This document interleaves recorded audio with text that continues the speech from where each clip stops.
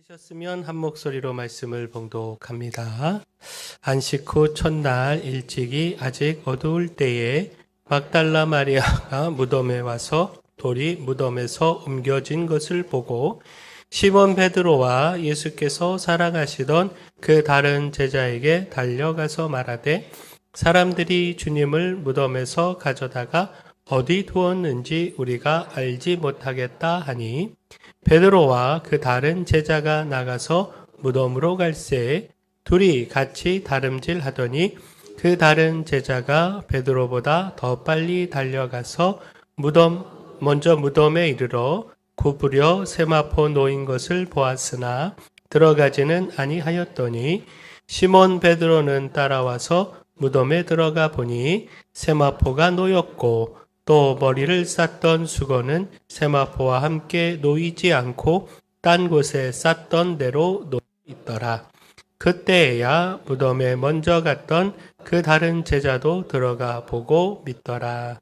그들은 성경에 그가 죽은 자 가운데서 다시 살아나야 하리라 하신 말씀을 아직 알지 못하더라. 아멘.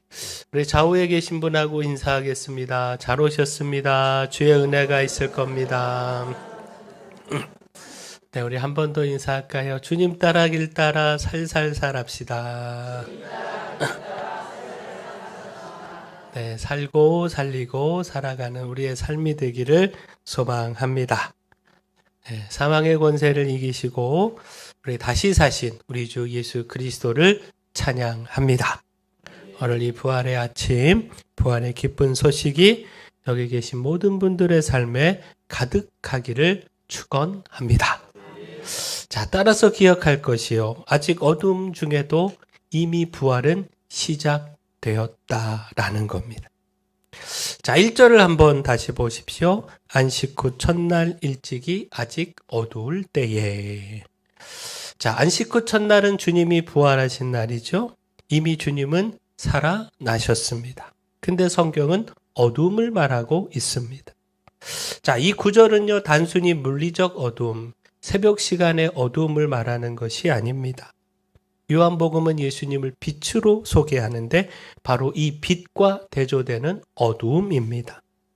자, 어두움은 슬픔이고 절망이고 무지이고 또 믿지 못하는 상태입니다. 그러나 예수님은 빛으로 오셨고요. 또 그 어두움을 이기시고 이미 부활하셨습니다. 그러므로 그 어두움은요, 이제 물러갈 어두움입니다. 찬란한 빛 대신 예수님의 그 부활 앞에 어두움의 최종 권세는 이미 무너졌습니다. 그러므로 우리가 기억해야 합니다. 믿음 안에 있는 우리의 삶은요, 결코 어두움이 마지막이 아닙니다. 그 어두움이 우리의 삶의 결론이 아닙니다.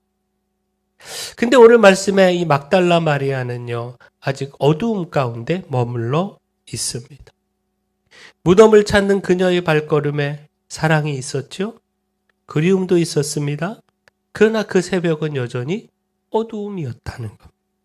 예수님을 잃어버린 어두움, 사랑하는 주님이 십자가에서 죽으신 그 슬픔과 고통과 절망으로 인한 어두움, 이 어두움 가운데 아직 갇혀 있었습니다.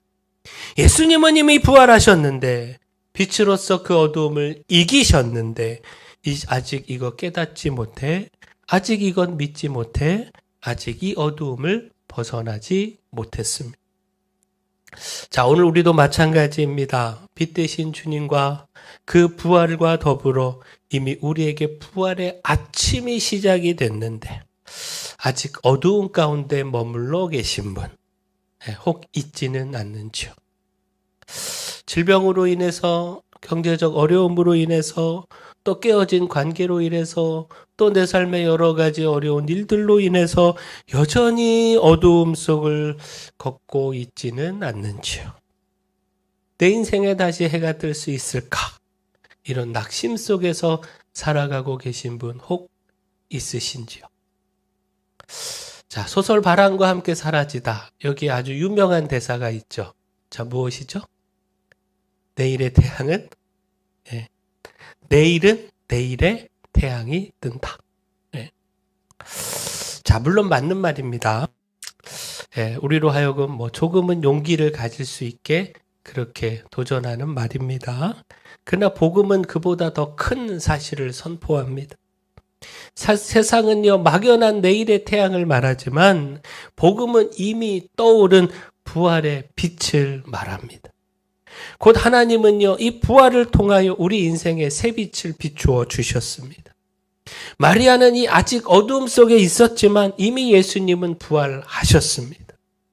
우리가 아직 절망의 눈물 닦지 못했을 그때에도요, 이미 예수님은 부활하여 살아 계십니다. 무덤문을 여시고 승리하셨습니다. 부활은 우리가 느끼느냐 못 느끼느냐 여기에 달려있는 것이 아니고요. 이미 하나님께서 이루신 사건이고 이미 행하신 사실입니다. 그러므로 지금 내 삶이 어둡다고 절망하지 않으시기를 축원합니다. 어둠이 길다고 그 어둠이 영원할 것이라 이런 생각 갖지 않으시기를 축원합니다. 새벽이 더디다고 새벽이 오지 않는 것은 아닙니다. 예수님은 이미 부활하셨고 이 부활은 우리의 삶에 이미 시작되었고 부활의 새빛은 지금도 우리의 삶을 향해 비추고 있다라고 하는 사실 분명히 깨닫고 발견하시기를 축원합니다. 따라서 기억할 것이요, 자기 해석의 방식을 내려놓는 겁니다. 인간적 해석의 한계를 벗어나서 하나님의 해석 앞에 서야 합니다. 자, 무덤 앞에 선 이 마리아의 반응을 한번 보십시오. 자, 비어있는 무덤을 본 그녀의 결론. 자, 무엇이었죠? 자, 2절 말씀 한번 볼까요? 사람들이 주님을 무덤에서 가져다가 어디 두었는지 우리가 알지 못하겠다. 자, 마리아에게는요, 주님을 향한 뜨거운 사랑이 있었습니다. 그러나 그녀의 해석은 여전히 인간적이었고요, 상식의 한계에 갇혀 있었습니다. 죽은 자는 살아날 수 없다. 그렇게 누군가 그 시신을 훔쳐갔을 것이다. 이런 인간의 상식, 인간의 익숙한 판단, 바로 그 해석의 틀 안에 갇혀 있었다라는 겁니다. 자, 오늘 우리도 이와 같을 때가 많습니다. 우리 앞에 놓인 상황을 보고요, 너무나도 쉽게 결론을 내립니다. 이제 다 끝났다. 더 이상 방법이 없다. 내 인생은 무너졌다. 우리는 어리석고 인간적인 생각 속에서 부활을 바라보지 못할 때가 많이 있습니다. 상황을 보고 결론을 내리고 환경을 보고 하나님을 판단합니다.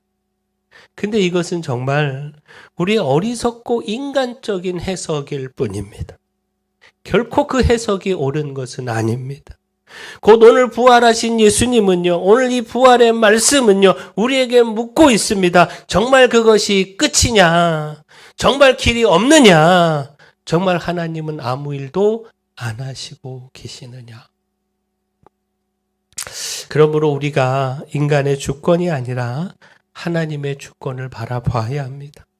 현실을 부정하지는 않지만 현실을 넘어서서 판단하는 것이 우리의 믿음이라고 하는 사실을, 우리의 믿음은 보이는 상황보다, 눈앞의 상황보다 일하시는 하나님을 신뢰하는 것임을 우리가 놓치지 말아야 합니다.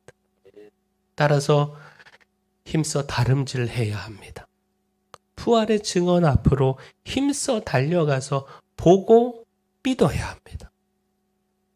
자, 마리아의 소식을 들은 이 베드로와 요한, 가만히 있지 않았습니다. 그들은 무덤을 향해 다름질했습니다. 누가 더 빨리 가느냐 경쟁하듯이 온 힘을 다해서 뛰었습니다. 자, 우리가 이 말씀을 대하면서 깨달아야 하지 않겠습니까? 바로 우리도 부활의 믿음을 향해 다름질해야 한다라는 겁니다. 그저 한계를 가진 우리의 생각, 우리의 판단으로 부활을 부정하고 밀어내는 것이 아니라 무덤이 비었다라고 하는 소식, 주님이 부활하셨다라고 하는 이 성경의 증언, 이것 들으면서 베드로처럼 요한처럼 다름질해야 합니다. 곧 부활의 믿음은요, 가만히 앉아있는 사람이 아니라 말씀의 증언 앞으로 달려가는 사람에게 더 선명하게 주어집니다. 물론 부활은요, 우리의 노력으로 만들어지는 것은 아닙니다. 그러나 부활하신 주님을 향한 그 믿음은요, 그분께 나아가는 그 자에게, 이를 위하여 힘써 다름질하는 자에게 더 분명하고 더 확실하게 열립니다. 그러므로 이 시간 여러분에게 도전합니다. 부활의 믿음을 향해서 그 부활의 증언 앞으로 달려가십시오. 부활하신 주님을 만나기 위해서 말씀 앞으로 달려가시고 예배의 자리로, 기도의 자리로 달려가시기를 축원합니다. 주일 예배도 나오지만 수요 예배도, 새벽 예배도, 금요 기도해도 그렇게 도전하여 다름질 하시고요. 네. 할렐루야. 네, 아멘이 없으셔서. 물론 예배 때도 이렇게 설교 말씀 들으시지만 그러나 스스로 그 말씀을 읽고 묵상하는 일에도 도전하여 다름질 하시기를 축원합니다. 우리가 사순절 맞아서 로마서 성경 쓰기 했는데 요 기간만이 아니라 평소에도 내가 다짐하고 또 성경 쓰는 일에, 그래서 성경에 깊이, 그 말씀에 깊이 들어가는 일에도 도전하시기를, 다름질 하시기를 축원합니다. 영국의 작가 프랭크 모리슨, 그는 예수의 부활 이야기가 제자들이 꾸며낸 신화다, 허구다, 이것을 논리적으로 증명하겠다고 이 목표를 가지고 부활의 사건에 대한 여러 증거들을 모으기 시작했습니다. 그러니까 철저하게 증거들을 조사하기 시작한 겁니다. 법정에서 증거를 다루듯이 하나하나 검토했습니다. 빈 무덤, 또 세마포의 위치, 또 수건의 상태, 목격자들의 증언들 등등등. 근데 연구하면 연구할수록 기대했던 결론과 정반대의 결론이 내려지는 겁니다.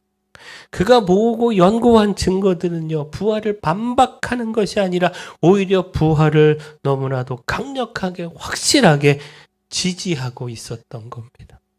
결국 그는 예수님의 부활을 믿게 되었고요. 계획했던 것과 정반대되는 책을 쓰게 됩니다. 바로 Who Moved the Stone? 돌을 옮긴 자는 누구인가? 이 책을 쓰게 됐는데 결국 무엇입니까? 반대 방향에서 다름질하던 사람도요, 결국 부활의 진실 앞에 서게 됐습니다. 부활하신 예수님을 만나고 부활을 믿게 됐습니다. 하물며 우리가 간절한 마음으로 주님께 나아갈 때 주님께서 더욱 분명하게 부활의 믿음 열어주시지 않겠습니까? 그러므로 힘써 다름질하시기를 축원합니다. 다름질해서 성경이 증언하는 빈 무덤 그 앞으로 나아가시고요. 말씀의 증언 앞에 서서 부활의 주님 더욱 분명히 확인하시기를 축원합니다. 그 오늘날 많은 사람들이 이렇게 말합니다. 이해가 되면 믿겠습니다. 설명이 다 되면 믿겠습니다. 납득이 되면 순종하겠습니다. 그러나 오늘 말씀은요, 아주 중요한 사실을 가르쳐 주고 있는데, 자, 8절에 사랑하는 제자, 곧 요한이요, 보고 믿었다라는 겁니다. 그리고 9절 말씀 보면 이렇게 덧붙이고 있는데요. 그들은 성경에 그가 죽은 자 가운데서 다시 살아나야 하리라 하신 말씀을 아직 알지 못하더라. 자, 무슨 뜻입니까? 요한의 믿음은요, 완벽한 이해의 결과가 아니다라는 겁니다. 그가 모든 것을 다 설명할 수 있어서 믿은 것이 아니라는 겁니다. 단지 빈 무덤을 눈으로 보았고요. 직접 안으로 들어가 경험했고요. 그리고 믿었다라는 겁니다. 이해가 됐기 때문이 아니라, 설명을 할 수 있어서가 아니라 부활의 그 현장 앞에서 먼저 믿음이 있었다라는 겁니다. 바로 여기서 우리가 깨달아야 하는 것이요, 믿음은 설명이 끝난 뒤에 내려진 결론이 아니라는 겁니다. 믿음은요, 살아계신 주님께서 열어주시는 시작이라는 겁니다. 우리는 종종 생각합니다. 다 이해되면 믿겠다. 하지만 성경은 말씀합니다. 먼저 믿어라. 그러면 그 믿음 안에서 이해가 열릴 것이다. 자, 이것이 신앙입니다. 신앙은 빈 무덤 앞에서 아직은 다 모르지만 그러나 주님이 살아계심을 향해 한 걸음 내딛는 것입니다.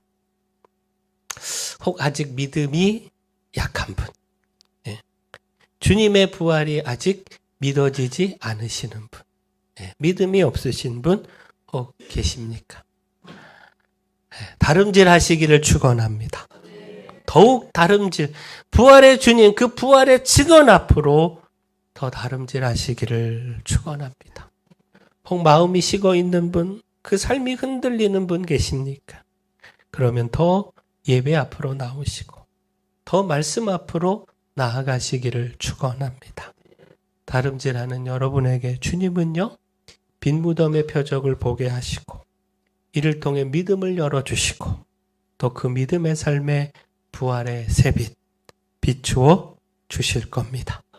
그렇게 비추어 주시는 그 부활의 새빛으로 우리의 어두움을 물리치고요, 근심과 절망을 소망과 기쁨으로 바꾸어 가기를 축원합니다.